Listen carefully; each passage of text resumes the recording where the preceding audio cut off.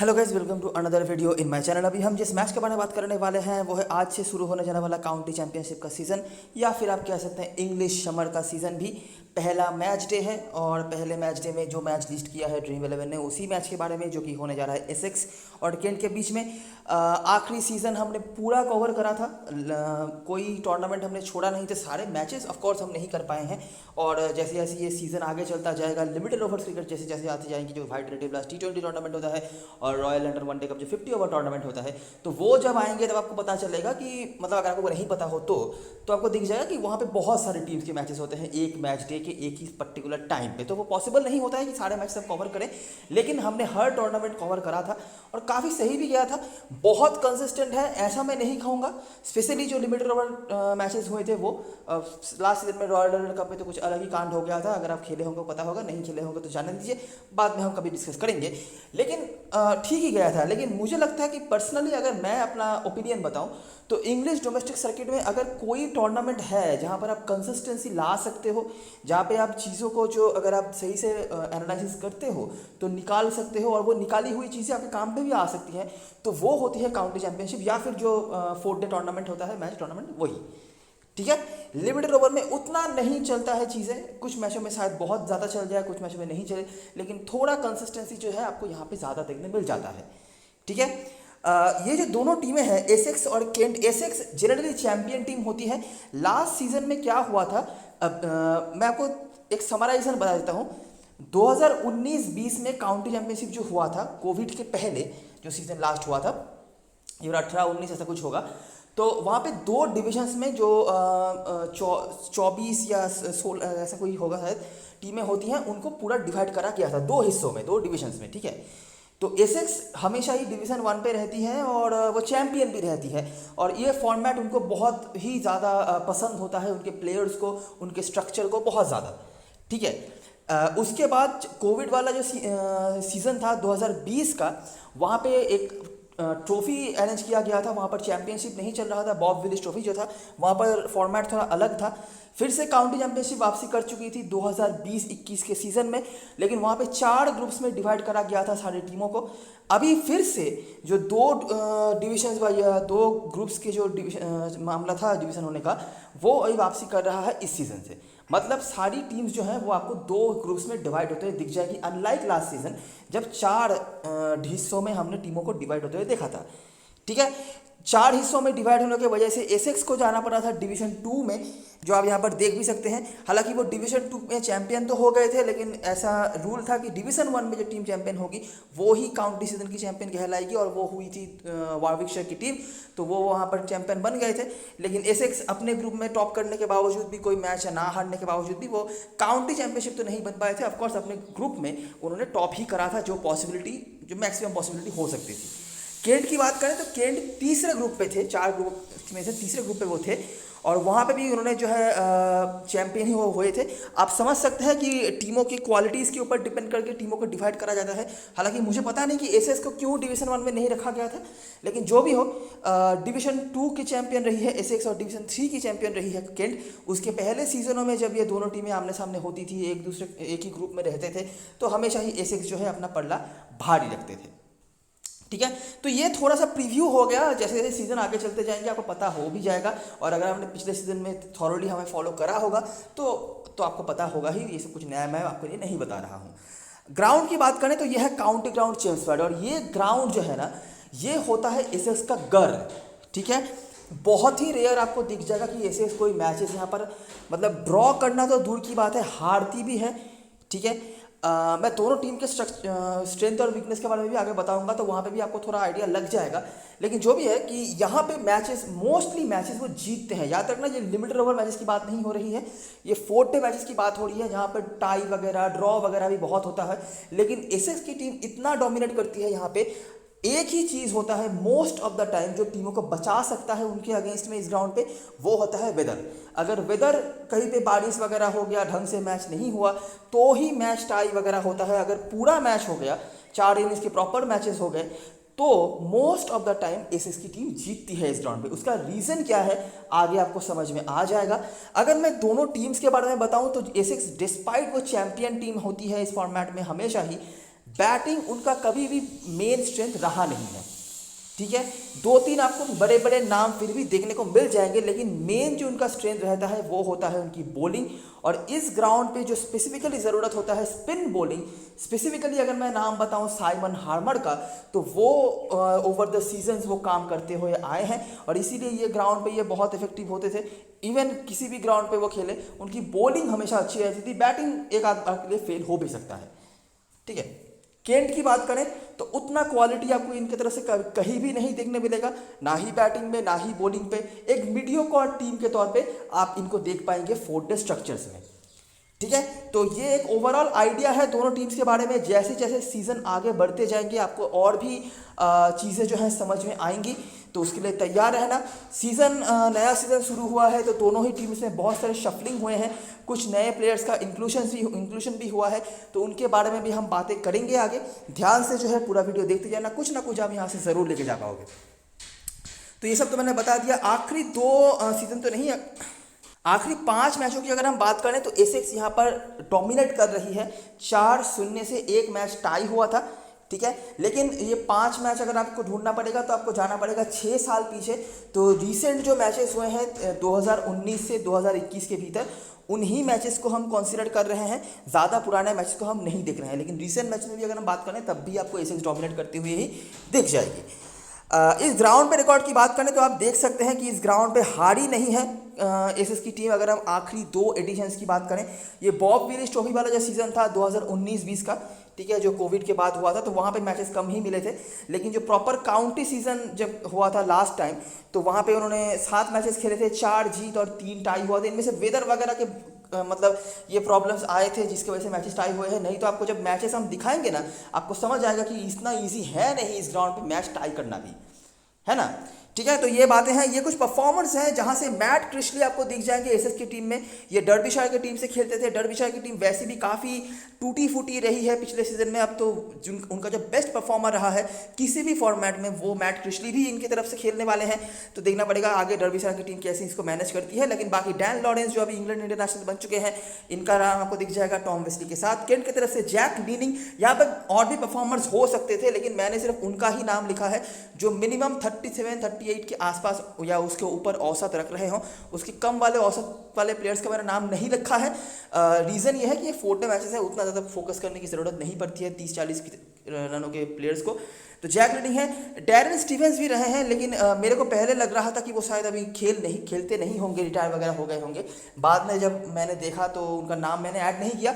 लेकिन Darren Stevens आप यहाँ पर इमेजिन कर लेना, ये बैटिंग में भी होते हैं, बॉलिंग में भी होते हैं, और ये फॉर्मेट डैरेन स्टीवेंस के लिए बहुत बहुत ही इफेक्टिव होता है और काफ़ी सालों से ये इफेक्ट वो डालते हुए आ रहे हैं। पिछले सीजन में तो चलो लिमिटेड ओवर में भी उन्होंने बहुत इफेक्टिव रोल प्ले करके रखा हुआ था वैसे तो। और बॉलिंग की बात करें तो वहाँ पर आपको हार्मर दिख जाएंगे, स्नेटर, सैम कुक, आप ये नाम देख सकते हैं और उनके फिगर्स भी देख सकते हैं, काफ़ी बढ़िया रहे हैं।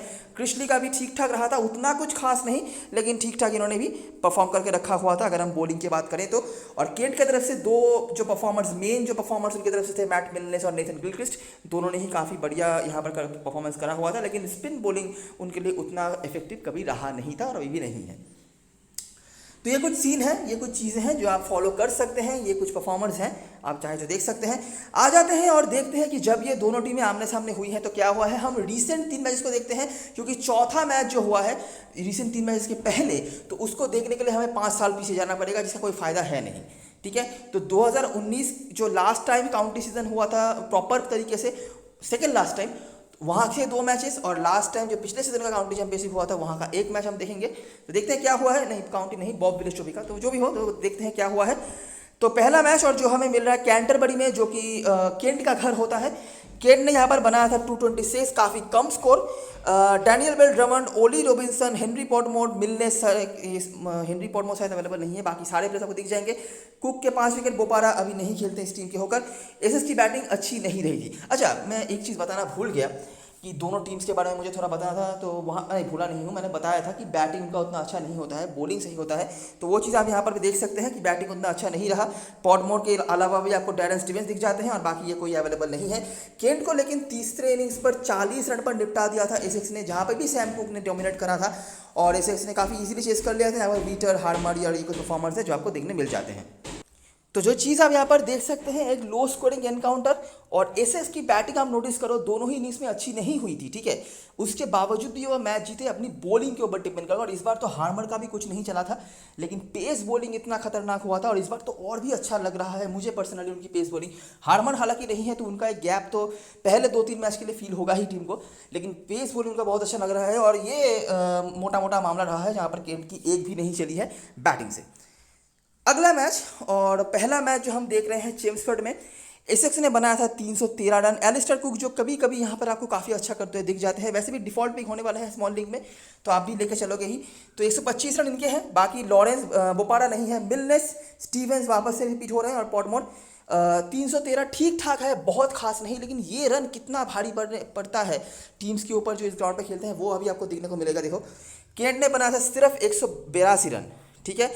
फिर से केंट की बैटिंग खराब, सीडर अवेलेबल नहीं है। हार्मर नोटिस करना इस ग्राउंड पे कितना इफेक्टिव होते हैं आगे भी मैं दिखाऊंगा।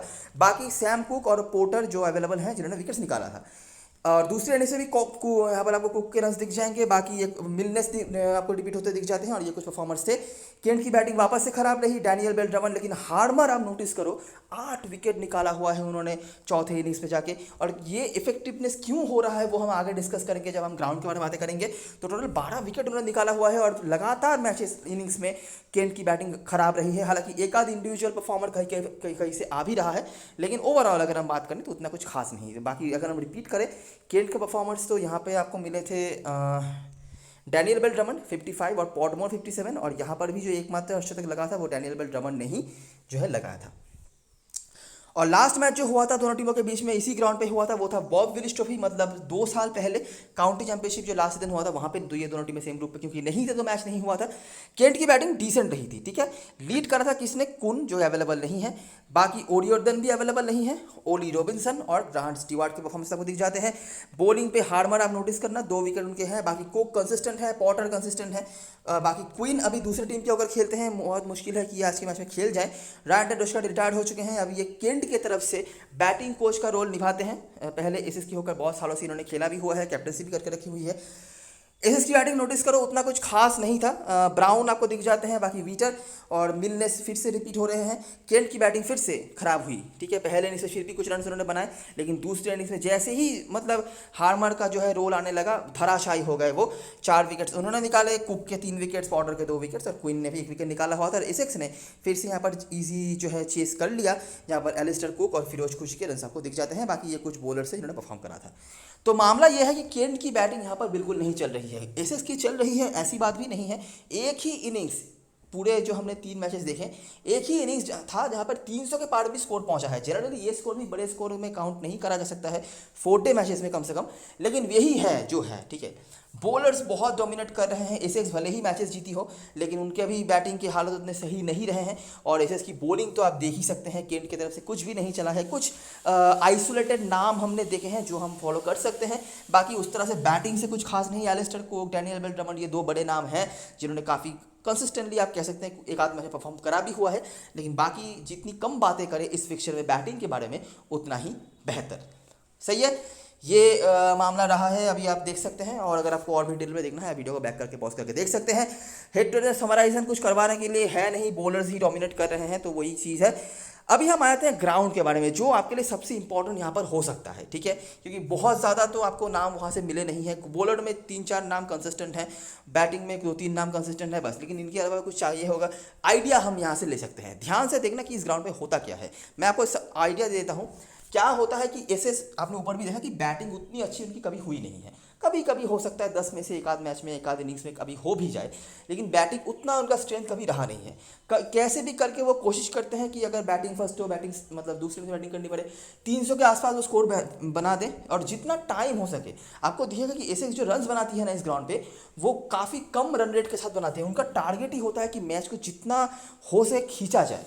इससे क्या होता है, जितना आगे आप इस यहाँ पे मैच को खींच सकते हैं, जैसे जैसे मैच चौथे दिन की तरफ जाता है इस ग्राउंड पे ना, स्पिन बॉलर्स के लिए बहुत हेल्प यहाँ पर होना शुरू हो जाता है, क्योंकि यहाँ पे ग्राउंड बहुत जल्दी टूटने लग जाती है, और स्पिन बॉलर्स जैसे ही रोल पे आ जाते हैं साइमन हार्मर भर भर के विकेट्स लेते हैं यहाँ पे। ये आपने ऊपर भी हेड टू हेड में देखा है, ठीक है। और भी अगर आपके पास क्वालिटी स्पिनर्स हैं तो आप उनको भी क्वालिटी में डाल सकते हैं, लेकिन साइमन हर्मन एक ट्राइड एंड ट्रस्टेड वाले नाम रहे हैं ओवर द सीजन्स, जो कंसिस्टेंटली यहाँ पे काम करते हैं। और एसएस का जो टेक्निक ही यही रहता है, टैक्टिक्स ही यही रहता है कि किसी भी तरीके से मैच को खींचा जाए और तीसरे दिन के दूसरे तीसरे इनिंग्स के शुरू करके और चौथे दिन तक ओपोनेंट को बैट करने भेज दो और साइमन हर्मन को सामने ला दो, बस काम खत्म। दिखाते हैं मैं क्या कहना चाहता हूँ आपको। देखो, एसएक्स बनाम वॉचेस्टर के बीच मैच हुआ, काफ़ी अच्छा स्कोर बनाया था। वेस्ली के स्कोर्स आपको दिख रहे थे यहाँ पर, बाकी वीटर है, पेसर्स का अपर हैंड। वॉचेस्टर ने भी डिसेंट स्कोर बनाया, कुक जो काफ़ी कंसिस्टेंट नज़र आ रहे हैं, और हार्मर। एसएक्स यहाँ पर देखिए, ये मैच बारिश की वजह से नहीं हुआ तो मैच का रिजल्ट नहीं आया और यहाँ पर कोई दिक्कत वाली बात नहीं है। अगला मैच देखते हैं। एसएक्स की बैटिंग सिर्फ 96, पेसर्स का ही अपर हैंड है। पहले 1-2 दिन में पेसर्स आपको देखने मिल भी जाते हैं।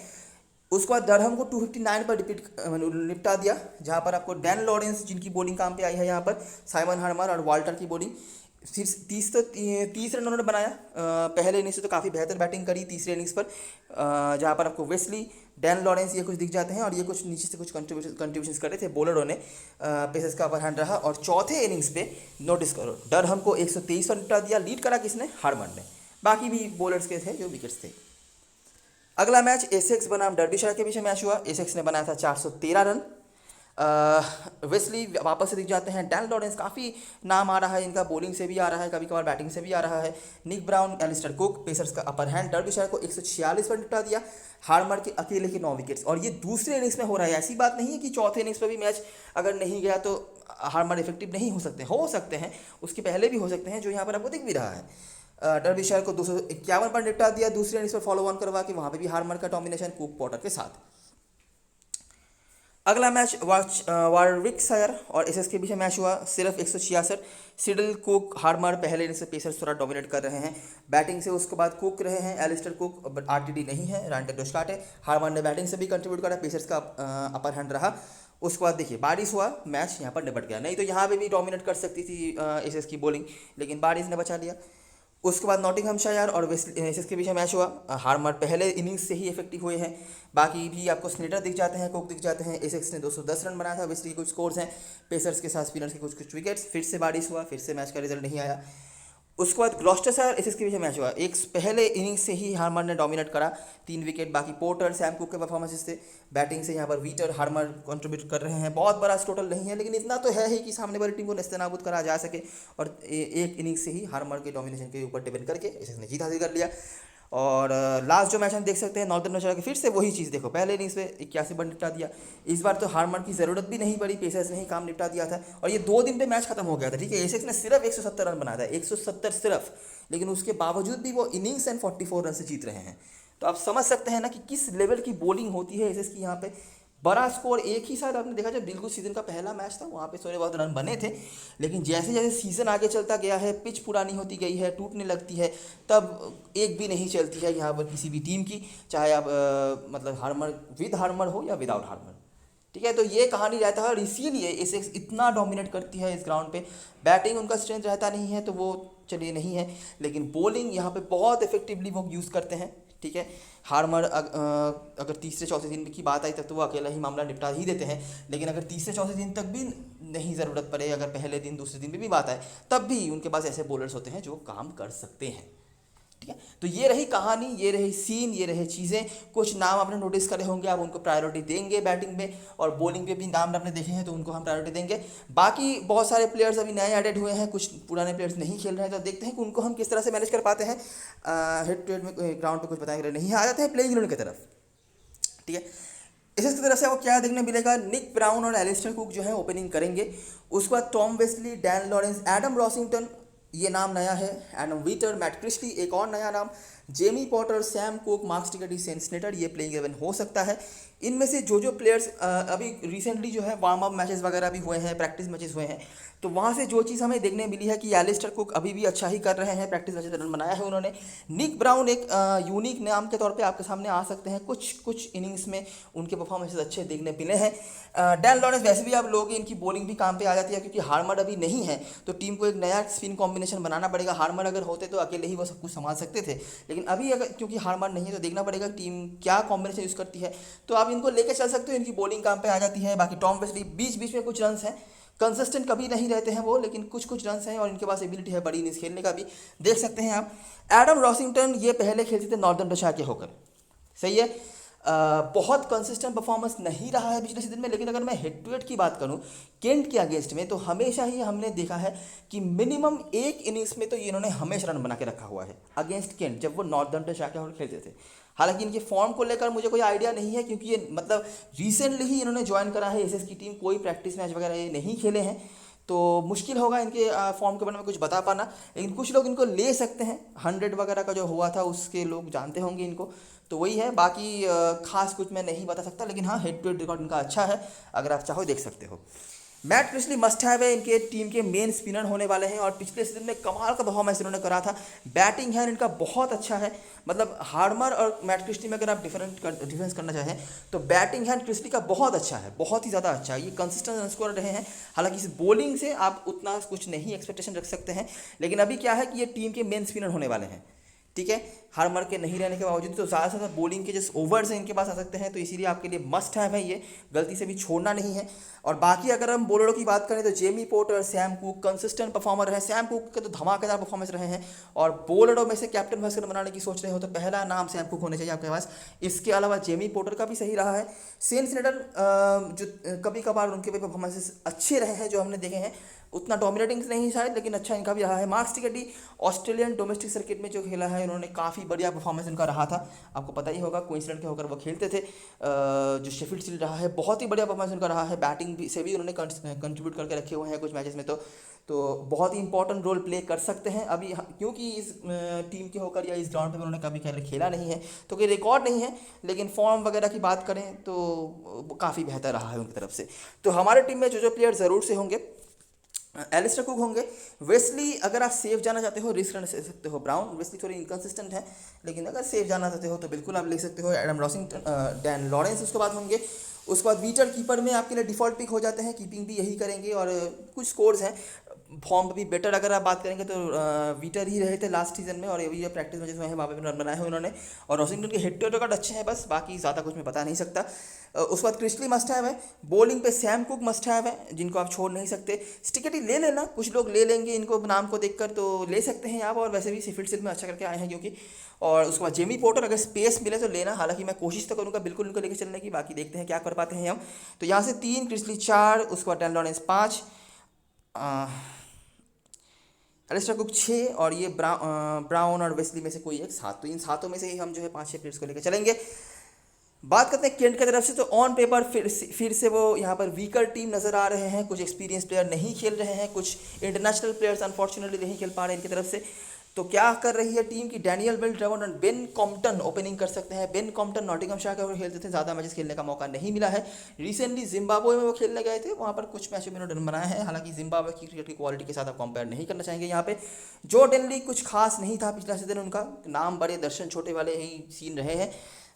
देख सकते हैं आप, अगर स्पेस वगैरह का कोई इशू नहीं हो तो लेके चल सकते हो, और वैसे भी पॉसिबिलिटी है कि दोनों इनिंग्स बैटिंग करने को मिल भी जाए।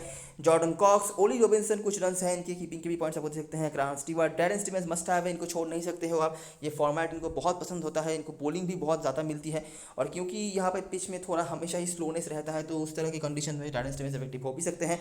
मिलनेस, हमीदुल्लाह कदरी, गिलक्रिस्ट और बर्ड, इनमें से मिलनेस, गिलक्रिस्ट पिछले सीजन में बहुत ही बढ़िया फॉर्म पर थे, आपने देखा काफ़ी कंसिस्टेंटली विकेट को निकालते थे। और क्योंकि देखिए भले ही मैच एसिक्स जीत जाए, लेकिन उनकी बैटिंग अच्छी नहीं है, ठीक है, तो पॉइंट्स तो है केंट के बॉलर्स आपको देके जाएंगे ही, ये पक्की बात है।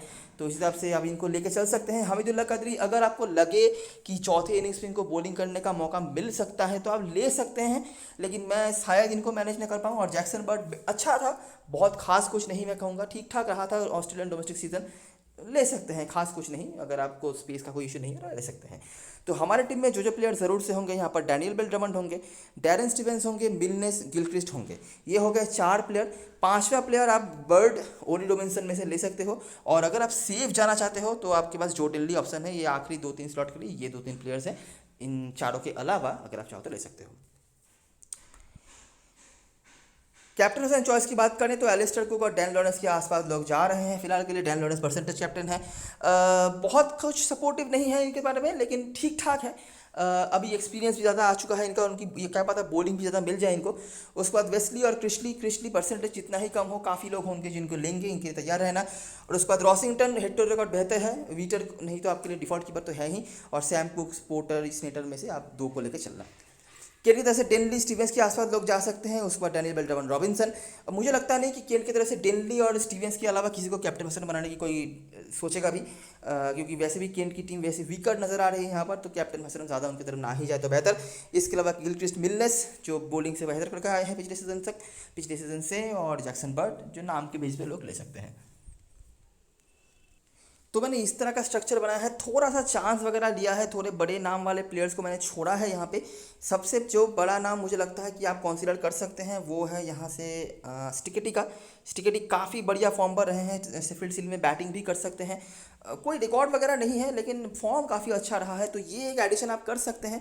आप क्या कर सकते हैं कि यहाँ पे इन दोनों में से किसी एक को ड्रॉप करके या फिर ऐसा कुछ कर सकते हैं, लेकिन फिलहाल के लिए मैं अपनी टीम में मैनेज नहीं कर पा रहा हूँ। अच्छा, जेमी पोर्टर के बारे में भी एक चीज़ बताना चाहूँगा। वैसे तो इनकी स्टैटिस्टिक्स बहुत अच्छे होते हैं, रिकॉर्ड वगैरह बहुत अच्छा होता है, लेकिन मेरा पर्सनल एक्सपीरियंस रहा है ना कि जो मैचेस ड्रीम 11 लिस्ट करती है ना एसएस के काउंटी सर्किट की अगर हम बात करें तो जेमी पोर्टर कभी परफॉर्म नहीं कर पाता और हमेशा ही सैम कुक उनसे ऊपर चले जाते हैं। सैम कुक को तो हम ले ही रहे हैं, लेकिन जेमी पोर्टर को जब भी हम लेते हैं ना उतना वर्थफुल परफॉर्मेंस इनका कभी होता नहीं है जो मैचेस उनके लिस्टेड होते हैं। उसके बाहर जितने मैचेस होंगे वो बहुत डोमिनेट करते हैं। ठीक है, ये मेरा पर्सनल एक्सपीरियंस रहा है। कई मैचेस ऐसे गए हैं जहाँ पर जेमी पोर्टर वर्थफुल परफॉर्मेंस नहीं कर पाए हैं।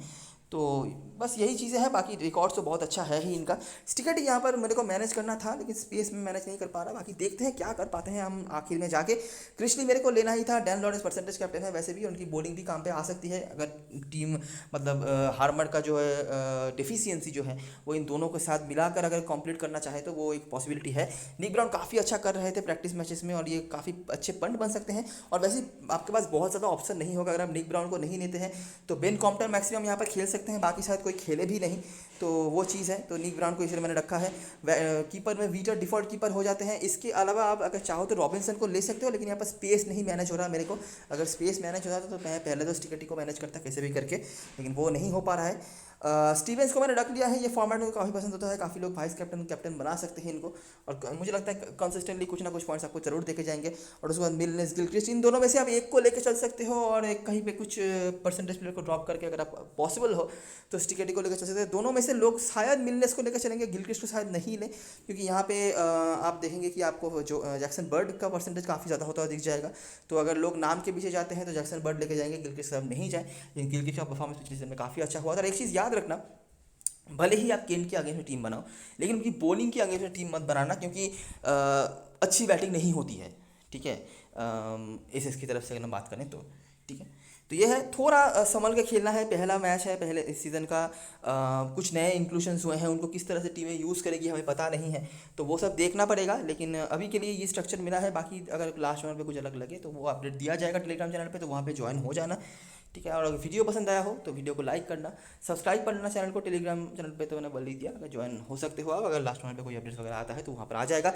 कैप्टन हसन चॉइस की बात करें तो मेरे हिसाब से आप बॉलर के साथ जा सकते हो। ठीक है, सैम कुक मेरे लिए सबसे बढ़िया ऑप्शन नजर आते हैं। वाइस कैप्टनसी के लिए आप क्रिशली के साथ जा सकते हो, बहुत ही बढ़िया परफॉर्मेंस करा था उन्होंने पिछले सीजन में। कोई रिकॉर्ड नहीं है इनका हेड टू हेड में, क्योंकि सेम ग्रुप पे नहीं होती है। केन जो डर्बीशायर का पहले वो खेलते थे वहाँ पे, लेकिन ये एक चीज़ है। इसके अलावा एलिस्टर कुक के रिकॉर्ड्स अच्छे हैं, लेकिन पिछले सीजन में काफ़ी खराब परफॉर्मेंस था इनका बैटिंग से, मतलब अंडर एक्सपेक्टेशन जो था इनका, उससे तो काफ़ी ख़राब परफॉर्मेंस था। तो इसीलिए मैं इनिशियली नहीं कह रहा हूँ, बाकी ये भी एक ऑप्शन बने रहते हैं। तो सैम कुक, क्रिशली सेफ, एलिस्टर कुक इसके बाद। और अगर आपको कुछ अलग देखना है तो यहाँ पर स्टिकेटी अगर मैनेज कर पाते हो तो देख सकते हो। कोई रिकॉर्ड वगैरह भले ही नहीं हो, लेकिन मोमेंटम काफ़ी अच्छा है इनके पास। ऑस्ट्रेलियन नेशनल टीम में भी मेरे ख्याल से उनको मौका मिल चुका है अभी रिसेंटली। और यहाँ से केंट की तरफ से मुझे शायद मैं एक बार के लिए मिलनेस की तरफ जाऊँ, लेकिन इतना कुछ खास कंसिस्टेंट रिकॉर्ड्स नहीं है किसी का भी, तो इसीलिए मैं टीम में रख रहा हूँ।